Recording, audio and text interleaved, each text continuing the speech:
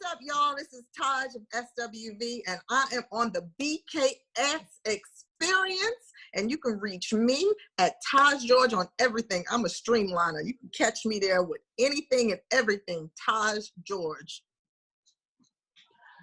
Yeah. Thank you. You are the best kept secret in the universe.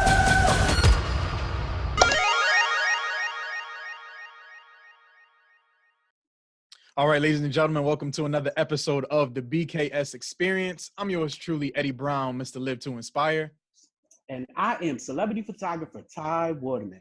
And let me tell you, oh wait, before I do that, make sure you click the like, comment, and subscribe. And so today I am excited. I'm almost nervous. That doesn't happen too often for me, but I have this our first female guest for the quarantine edition. And let me say, this queen, this beautiful queen has been through so much in her life. She is a survivor, like a real legit survivor.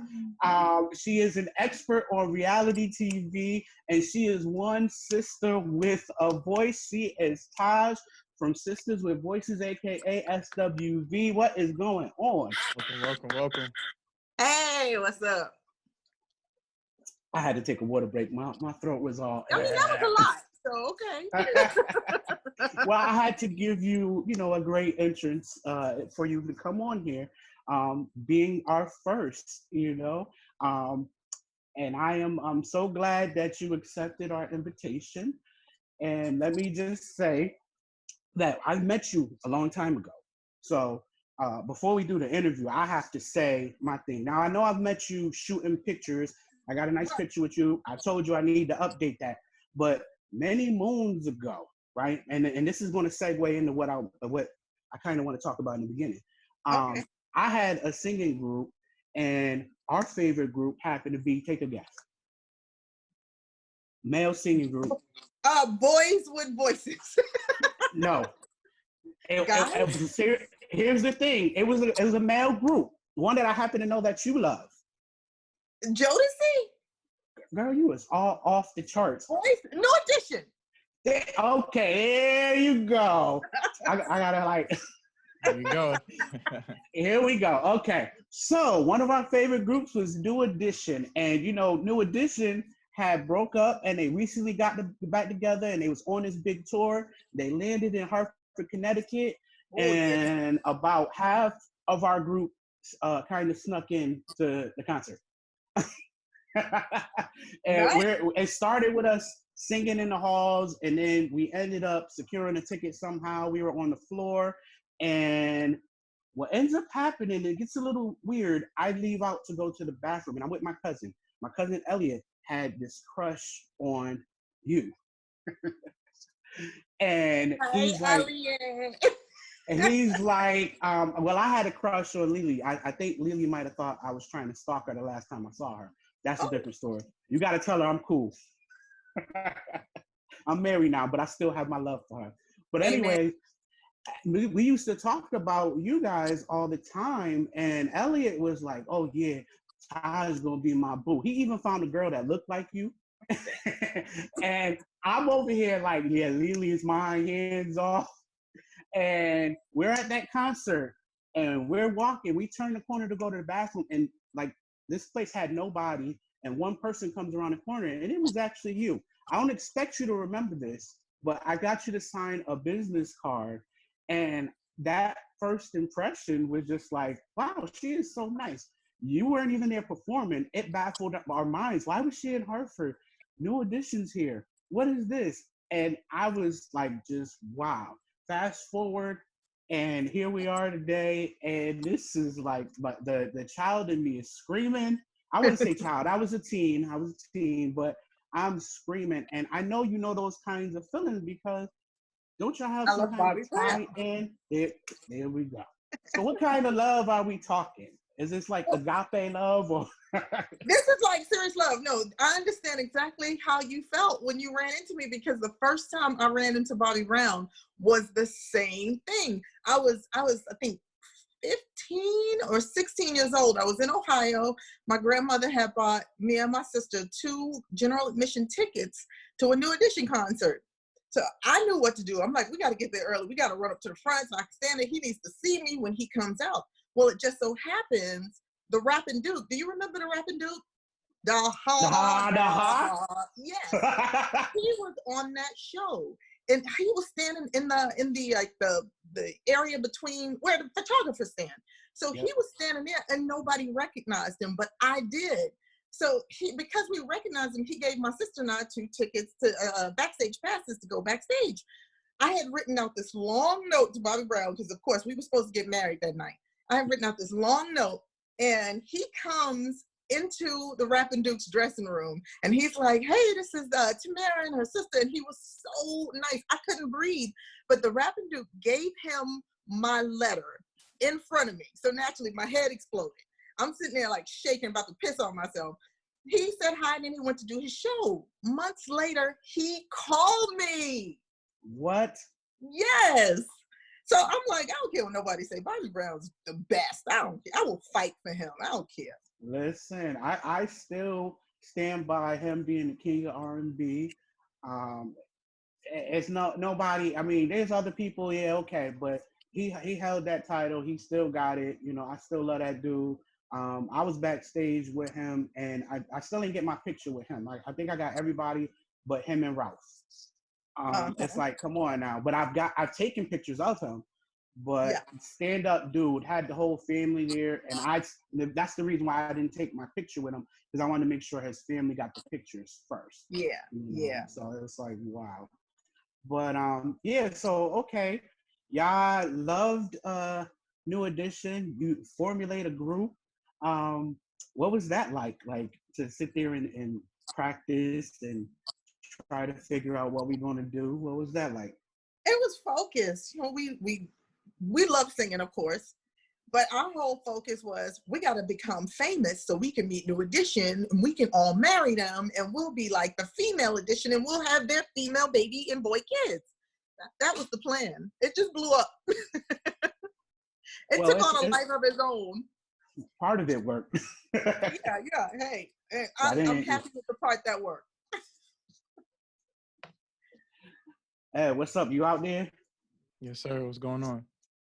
Just checking in on you. So I'm good. Ed is a little younger than me, so I don't know how much his knowledge goes. Oh no, there's plenty of knowledge to go around. And I was just, looking at some things. But other than that, what was other than New Edition, maybe? What was some other inspirations or like groups that you were listening to growing up, that kind of inspired you to kind of get into the singing and things like that? Yeah. Well, like I said, we just always used to be around singing every song on the radio. Clark Sisters, the Staple Sisters. Well, of course, we loved In Vogue. Everybody practiced the In Vogue Hold On, the intro to Hold On. Everybody practiced that one. We wanted to get out of the hood. We wanted to sing, but we weren't pretty. So we were like, we gotta be ourselves. Well, we decided to have that rugged look because there were no girls out that looked tough and rough. Well, not rough, but basically New York. We wanted to bring that New York flavor out, and we didn't wear heels and cute dresses in New York, Brooklyn, and the Bronx. We was baggy jeans, bandanas. We thought we were in a gang. The SWV gang. I was with it because, y'all brought fashion throughout the years in so many different ways, whether it was Coco and them long nails or, the different hairstyles, the different styles of dress, but the beauty that you all individually had shown through, as well as the vocals. Now, with that, everyone historically knows Coco is the lead singer. Absolutely. But when I started to really pinpoint and hear your voice, I'm like, that girl can sing. I got a little something. But the thing that people don't understand, they always just assume Leanne and I can't sing. It's not that. We can sing. If we couldn't, there would be no way we could harmonize. But this girl has such an amazing, powerful, distinctive voice. Every producer, the whole entire record label, they wanted her out there. You put your best foot forward. So that's what we did. That's what made us so different, because there's nobody who can compete with her. There's groups who had a bunch of lead singers in them, but none of them can hold a candle to that girl. Yeah, there's also a lot of times too where, you know, people get, you know, disconnected. You know, of course, you know how that is with groups. You know, they get disconnected. So what was it like with, you know, that relationship outside of just music, you know, you girls, you know, sticking together and really holding it down for a long time? Well, when we were younger, before the group, we were inseparable. We were like besties. But as time goes on, when you get into that music industry, especially if you don't have a strong foundation, and foundation meaning the camp that you're a part of, if that is not strong and in your best interest, it is very easy to fall apart. And that's what happened. The success came like a lightning rod. It was just out of here overnight, and there was nobody there to help us direct that drive. There was no one there, and it tore us apart. It tore us apart for 7 years. But it was almost a blessing that we did separate, because the first time we started the group, when we came out, was from 92 to 98. That's only 6 years. Since we've gotten back together, it's 15 years. So apparently it worked now. Definitely. How was it growing up too with like your parents and things like that, with the support? I know, you know, eventually you guys, you know, when you blew up, you know, had the management and things like that, but how was it with the parents, especially you and the girls? Was they acceptive to, you know, getting into the music industry? Well, there was only one parent. Both my parents were deceased by the time I was 14. Oh, sorry to hear that. Lily's dad, he wasn't around, and her mom was getting older, and she was getting sick as well in the beginning of our career. So the only parent that was around was Coco's mom, and she was of course she was the mom. She was making sure her baby was safe and straight. Awesome. So was that more to, you know, really build confidence on you guys really learning a lot of things yourself versus, you know what I'm saying, taking those losses, but really turning those into lessons, like learning things yourself to actually help you build to learn the business of the music? Oh yeah, the second time around. That's why I say that time off, it gave us time to mature. It gave us a little time to catch up to what we had been able to accomplish and to understand it better. So when you know better, you do better. And that's what we had to do. We had to know more to do better. And that's what we did. We were forced to do that in that 7 years. Nice. And speaking of like the time you being on your hiatus, what was that? Was that more like of a self-growth, or was it more you was trying to focus on music and maybe, you know, like solo career or family, you know, and things like that? How was that like with that hiatus for you personally? I thought about a solo career. I actually tried, but I got turned down left and right. Like nobody wanted to hear me or Leanne. They wanted Coco, and I can't give you Coco. I can give you this little bit of thing that I have. That's it. So the music didn't work out. I went out to LA. I tried to do some acting. I had some small parts here and there, but nothing that was magnificent. Nothing that would actually take me into the stratosphere, anything like that, or even be seen for that matter. It was like extra off Broadway, stuff like that. But I actually went back to school. I completed my degree. Nice. When we first started, I was in college, and I was terrible. I went to Baruch College in New York for 3 semesters, and by the end of that 3rd semester, they politely asked me to leave because my 1.7 GPA was not working. Wow. So I went back to school during that break, and I did well. I got my degree in marketing, and I got married. I had a baby. I did a lot of things that I'm proud of. You married a baller at that. To the point did. where so I'm not a sports head. I will attest to that. You know, I'm more into the music. You could have fooled me, but I only know Eddie because of I watched I Married a Baller. Like I was stuck to it, and it was like wow. And then SWV came on the show, and it was like, oh, it makes a different type of thing, because it was the relationship with you and your husband, and then the group, and it was like, wow, I would love to see this as a SWV thing, but you broke into the reality market before everyone else did. We were the first couple show. We were the first one. I always tell my husband, I said, we did everything too early, because now everybody got this 100 million view social media to push everything. We didn't have none of that. I'm like, damn it, we always doing something first. But I think as far as setting the tone, it was good because now I feel like a lot of the reality shows are way too scripted and watered down. But I feel like, you guys probably brought that authenticity to really show, who you were. So that's what I say all the time. When we did our Married Baller, it was extremely authentic. There was no script. There was nothing that was made up. You couldn't make up the stuff that happened in that show. Like I would not allow my dog to die. Just would not do that. And ooh, that hurt me. Yeah. I felt your emotion. Oh, I was sick, honey. I was just like, no, this cannot be happening. I was like, it's this show. Y'all killed my dog. But my father-in-law, he had a mental breakdown on the show. You can't plan that stuff. So that show was very real. And then from there, I did Survivor, which again, I'm going to say is the only reality television show on television. They don't give you shit, okay? You don't get nothing. No toilet tissue, no soap, no nothing. You got to poop, you going to dig a ditch and grab a leaf, okay? It's real. And everything that happened is real. When people getting on your nerve and they trying to strategize to get you out, they're not writing that. That's happening. So from those two very authentic shows, we went to SWV Reunited and then Ladies Night, which was completely scripted. And it drove me crazy. It drove me crazy because you have to live up to those storylines. And the second year, I just felt like they had me looking like a damn clown, and I was not happy. I'm like, I worked too hard to be the woman I am today to allow you to just destroy that with a storyline. I can't do it. That's crazy. It's a big difference between, you playing with your life and or you some young person trying to get famous on some type of hip hop show. Right. I have a child. I'm married. No, we're not going to put that on camera. We're not going to make this look like I'm two.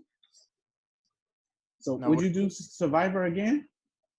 Oh, they keep asking me to come back on there. I'm saying no. And this is my reason. When I did it the first time, I had never watched the show before I went on, and I haven't watched it since it came on. I didn't know you set yourself up. I did not know anything about Survivor. I'm thinking it's a television show, right? You go out there, they throw some dirt on you, or you get dirty for the day's work. Afterward, the work is over. You go home, to the hotel, you take a shower, and you start again the next day. I did not know they film 24 hours a day. There is never a time the cameras are off. There's never a time when you're able to leave and grab the phone and be like, hey, family, I'm okay. You are cut off from the world for 2 whole months, and you have nothing. Crazy. So no, I won't do it again. Yeah, it's different. It's different now anyway. I wouldn't blame you. Oh my God, I can't do it. I'm not eating no damn bugs. I'm not. Might as well be on Fear Factor. I had enough of that. Now, with the business knowledge that you've gained, I know you did manage a group a while back, and I'm not sure if you still manage them now. Pure Sky. No, I don't. And they, you had them. So what was that like as far as like giving back to people that coming in the next generation wanting to do music, and you giving back your knowledge from what you've learned during your SWV career? Well, one thing is they weren't next generation. They weren't that much younger than me. Oh, I was actually excited to work with them initially because they were older. I'm like, they're here older. You'll probably be more mature. You'll be more focused, this and that. But they weren't. They weren't. And I think I spoiled them initially. I basically was covering everything and trying to get them to be ready and just, let's just say I put out a lot of money and no return. What would be your advice for, upcoming artists and people like that, coming in the industry, and that lesson from your experience and giving them advice to pursue the music industry? Well, I mean, the first thing you have to do is be realistic. You have to be realistic. Just because you have 1,800 million followers on Instagram does not make you a celebrity. That makes you popular with this website right here. So, and I think a lot of people, they get, I think they get distorted with the idea of celebrity and social celebrity. I don't know. It just seems like how do I put it? It just seems like people are not in touch with reality sometimes. Mm-hmm. And that's fine. Like, do you? I'm not here to tell you what to do and what not to do. I know I, as a person, I don't know how it would have been in my 20s. Maybe I would have been off the chain in my 20s, because I tell you what, for that reason, I'm glad social media wasn't around. Because I had a good time. Like, I didn't do anything illegal. I didn't do anything crazy. But, like, I mean, if you got on my nerves, some boyfriend, his car might have gotten messed up. People go to jail for that now. You see that last video of the girl trying to burn the guy's car? Oh, crazy. Lord. Like, I would have sat back. She tripping. that was But I too just far. think that these artists just need to really be authentic with themselves. They need to really understand what they're getting into. Read, understand, do research before you hop out there. So many people complain about being taken advantage of and not given what they earned or whatever, but you have to read and know what you're signing. I remember I listened to an interview that Megan Thee Stallion did, and she said she didn't know what was in her contract because the person who was supposed to be representing her didn't read it well. And I'm like, well, don't let him read yours. You read it too. And if you don't understand it, you ask questions. Ask those questions. For you, how important is mental health in the business and in your own personal life, with everything going on in the world, and unfortunately, what we're told of what's going on with Tamar right now? How important is that to you? Mental health is extremely important. And that's another thing. You have to be mentally prepared for this industry. I think a lot of people get into it and they think it's glitz and glamour. You see all these people again on these social pages, all this glitz and glamour and name brand and everything is just perfect. They don't know that some of that stuff is rented or borrowed or just for that picture. You just don't know, but people get engulfed in what they see and they think it's reality. So if you don't have a strong mental capacity and you get caught up in that stuff, it's easy to drown. It's easy to fall under somebody's foot and feel like you can't breathe, because you put yourself in a position where you thought was one thing and it's actually another. And now you're stuck, or you're in a position where you can't get out of it right away without losing something. And you become depressed. You become mentally unstable. Now, thank God everybody doesn't do that, but you have a lot of people out here that's drinking away their sorrows, doing drugs. That stuff is just to cover up pain. And I know in your own personal life, you dealt with your own pain as far as relationship and violence and concern. Can you just touch on that a little bit, and also what you have done over the years to combat and give back in that realm as far as prevention? Yeah, one thing I'm proud to say is that I grew up in a very abusive home. My stepfather was a heroin addict. He was in and out of jail, and he was extremely abusive. And my mother, for some reason, she dealt with that for like 6-7 years until she died. Well, until she got too sick that he couldn't even hit her anymore. But watching that, I could never understand why she stayed. I couldn't fathom that. And I'm thinking, you got us all in this now. Why are you not doing something for us? But as I grew older, I learned to realize that everybody has their own path. So when I was in my 20s, my ex-boyfriend was physically abusive with me. And first thing that clicked in my head is, I am not going to be my mother. This is not the life I'm choosing. This is not what I want to do. So I'm proud of myself for making that decision. Now, I did have different circumstances from my mother. I didn't have kids. So I put myself first. I put myself first and got the hell up out of there. And then I felt like I went from physical abuse to mental abuse. My next boyfriend, I thought somebody called me. He didn't hit me, but what he did was he played with my head. He knew he had me wrapped. I mean, I would have slapped somebody silly for him, but he was cheating on me 4 days from Sunday. Just every time I turned around, he was cheating. He was like, "Oh, you look fat." So of course I just starved the shit out of myself. Until one day I called him and I was like, I can't do this anymore. I can't change you, but I have to change the way I'm acting. This is not working for me. So I'm out of here. And I haven't heard from him since then. So what I say is, I guess when you get tired of something, you'll find a way. But I'm just proud of myself that I was able to see it and find a way to get out of it and just trust myself more to move forward, because it's not fun. Whatever Tamera is going through, my heart opens for her. I wish I could talk to her. I have no way to reach her, but this life can make you feel like there's no way out. Mm-hmm. That's amazing. We're proud of you too. You know, it's not easy to tell that story and share that with the world. But again, when it's coming out, it's more therapeutic to talk about it, so that somebody else that may be going through this right now can be inspired and know that they can overcome that obstacle. So thank you. Excuse me. And this light is making me dehydrate. Oh, no, it's all good. So I gotta drink my water. We have I know I don't have any ounce up here. water. I'm like, damn it. Yeah, I'm in my office. I don't have the water up here. I will never drink that much water until I start doing these. I have to stay hydrated. Exactly.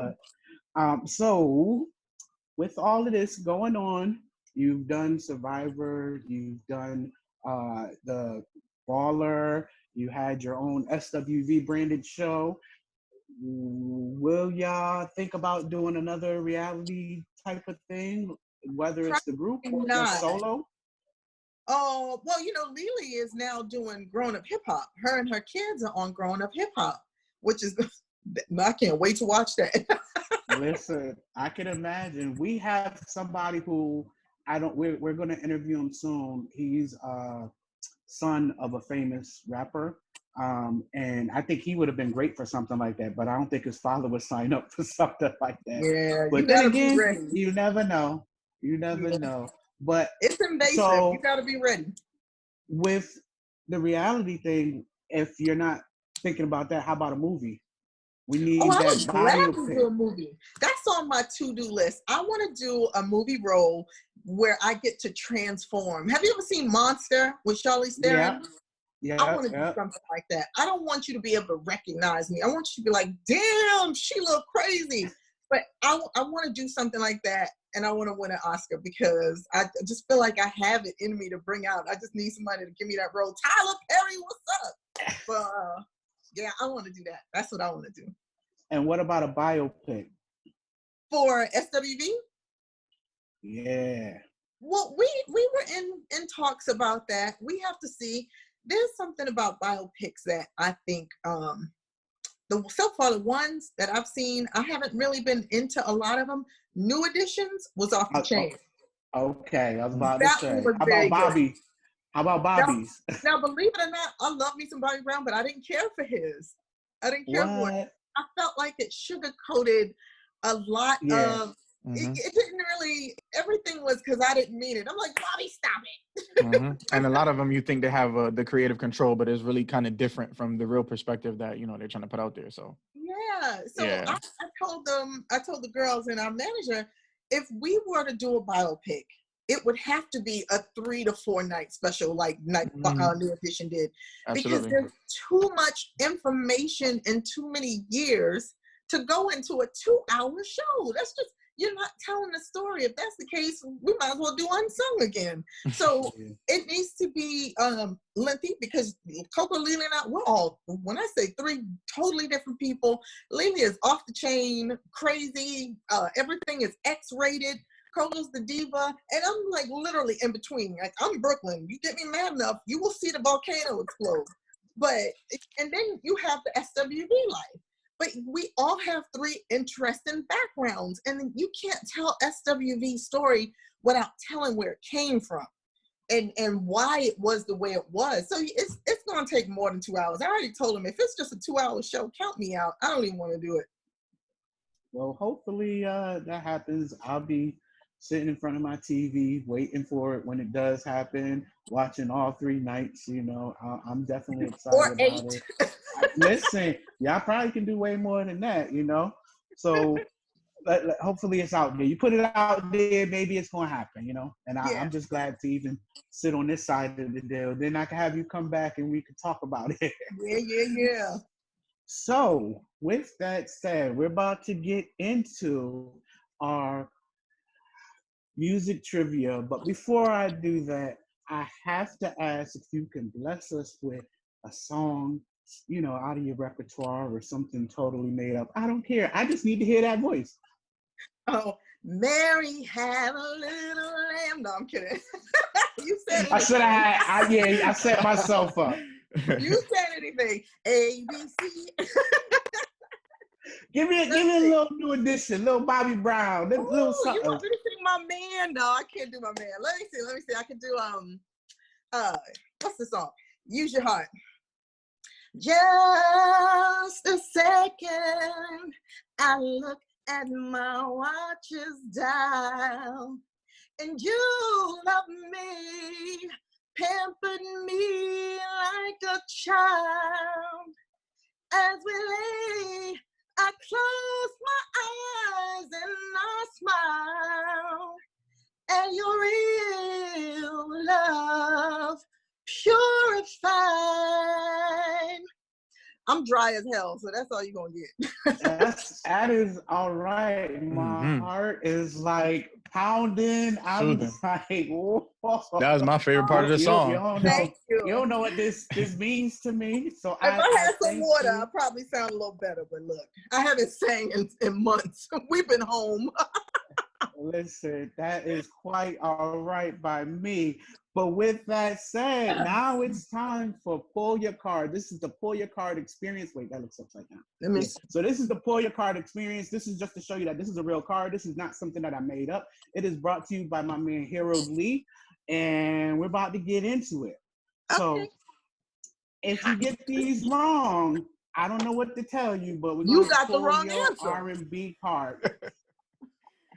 Let's start here. If you get this wrong, you not only kicked out of the group, you just kicked out of anything music related.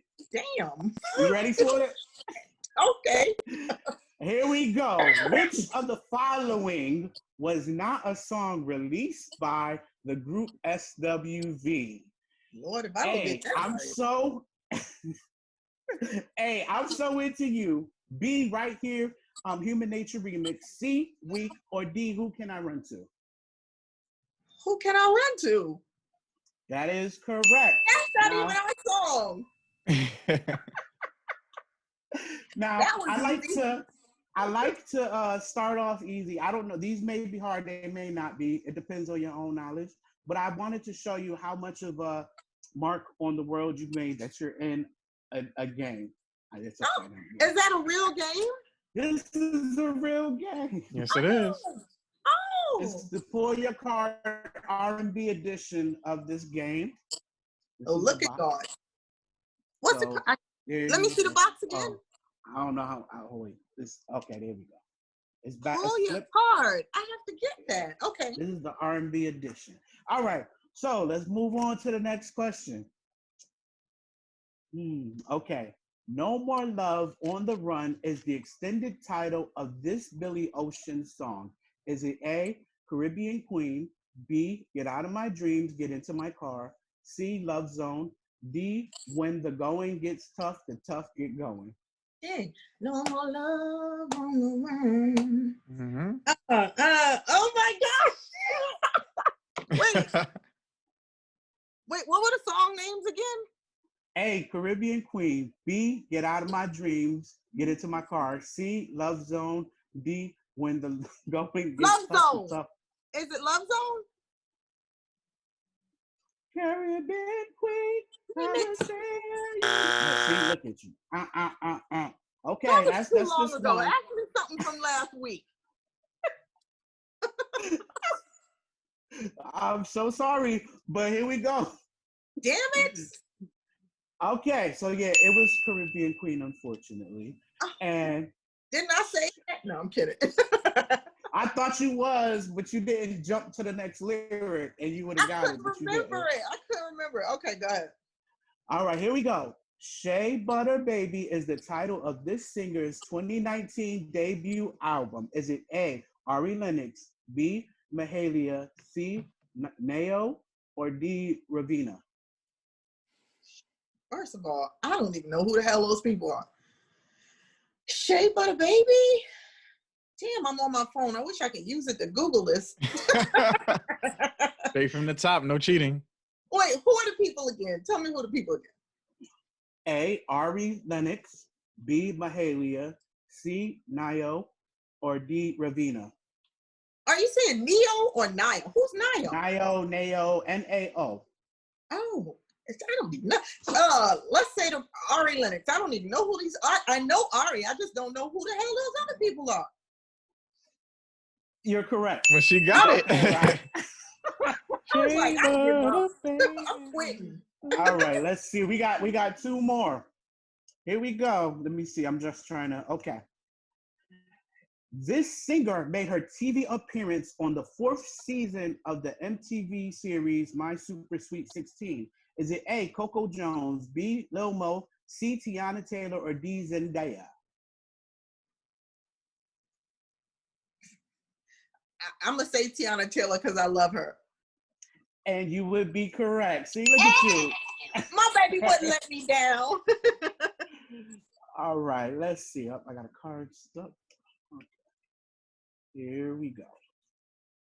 I'm just trying to make this a little. I don't want it too easy, but I don't. Okay. This 1989 song, All I Do Is Think of You by Troop, was originally released in 1975 by this group. Was it A, the Commodores, B, the Jackson 5, C, Kool and the Gang, or D, the Silvers? Oh, shit. I want to say that. All I Do Is Think of You. I know. I want to say the Jackson 5. Was it the Jackson 5? It was the Jackson 5. Okay, Always go with your gut. I used to love that song. I'm like, There you go. now. Oh, but I love their version. They did a great job. Mm-hmm. Well, you and then B5 did it too, you know, with Bad Boy. One of the They was on Bad Boy. One of Diddy's groups that tried to remake them like Jackson 5. Oh, the light skin Jackson 5. Yeah. Oh. It was all light skinned boys. Yeah. Oh, that's probably why. No, I'm kidding. hey, I resemble that. All right. Well, I am so excited and glad to have had you on our platform. This is something where it gives us a different opportunity since we're not able to be on the road ourselves also. Before we let you out of here, is there anything you want to say to the people out there? Hey, everybody. We are dying to get back out there. We cannot wait till all this Corona business is over with. But in the meantime, stay safe, wash your hands, keep your mask on. Regardless what people say, it might not be real. It may be man-made. The fact of the matter is people are getting sick. So protect yourself. Be safe. We can't wait to see you again and love you to death. All right. Well, thank you so very much. Thanks for having me, fellas. I